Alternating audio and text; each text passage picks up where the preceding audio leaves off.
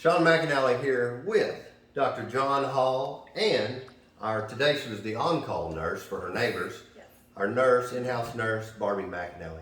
Guys, we want to talk about something today that's extremely important, and that is apoptosis. You know, that's supposedly the proper way to say that. It's spelled apoptosis if you're hooked on phonics like I was. But apoptosis is a very important process that's natural in the body. And we're going to talk about supporting that and some plants that support that. Dr. Hall, would you kind of tell us a little bit about apoptosis? Yeah, and when you look it up, you'll see that it's defined as programmed cell death. And that's important because, and it's more than that, but that's what you're going to see. And that's important because there are certain cells that have lifespans, like red blood cells have about a 120-day lifespan.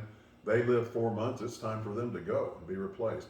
Other cells have shorter lifespans, others have longer, but so they're supposed to be replaced by new, young, healthy cells. Cells can get diseased, as we all know, and need to be removed or damaged. And if they cannot be repaired, then they need to be removed. There are associated pathways with apoptosis too. Autophagy is one of those that takes place inside the cell, and it's just kind of cleaning up the garbage. Some broken down proteins that cleans it up, breaks it down to its component parts, rebuilds it into new useful proteins, for example. Lots of processes that are designed to help the body stay healthy or to regain health. And so apoptosis is one of those that's been around for a long time, but it's becoming more popular and more research is being done all the time. And we designed our dietary supplements, and the only ones that have been designed to actually support the process and the associated processes with apoptosis. Yeah, and one thing I noticed too about the dietary supplements is they're not like a part of something either. They're really just freeze-dried foods that we don't normally get in our diet. Right. That help support this process naturally for healthy cells in the body. Right. Barbie, what would you add to this? So I don't even care to call them supplements. I just like to say it's food that we are not getting. Yeah. Just to help clean up our bodies. Because do we want all those cells hanging around if we don't need them? Right. Yeah, that's true. That's true. And when they're replaced too, you want them to have everything they need to be replaced Or repaired. properly. Yeah, exactly. In the right way, right? So we have a product called Core, and we consider that our foundational product. It's the product. It contains lots of different nutrients. It's a special food as far as I'm concerned. We're not getting these in our normal diets, basically. And Core is designed to support the health of the whole body. It has lots of different nutrients in it, and research has shown how it does support apoptosis and the other pathways that help keep the body healthy. But Core, I define Core as a well-balanced meal, if you will. We have other products that are designed to support specific organs or organ systems, but Core is designed to support the health of the whole body. It's the well-balanced meal. And the example I use is that, we've always historically, you think of carrots are good for your eyes.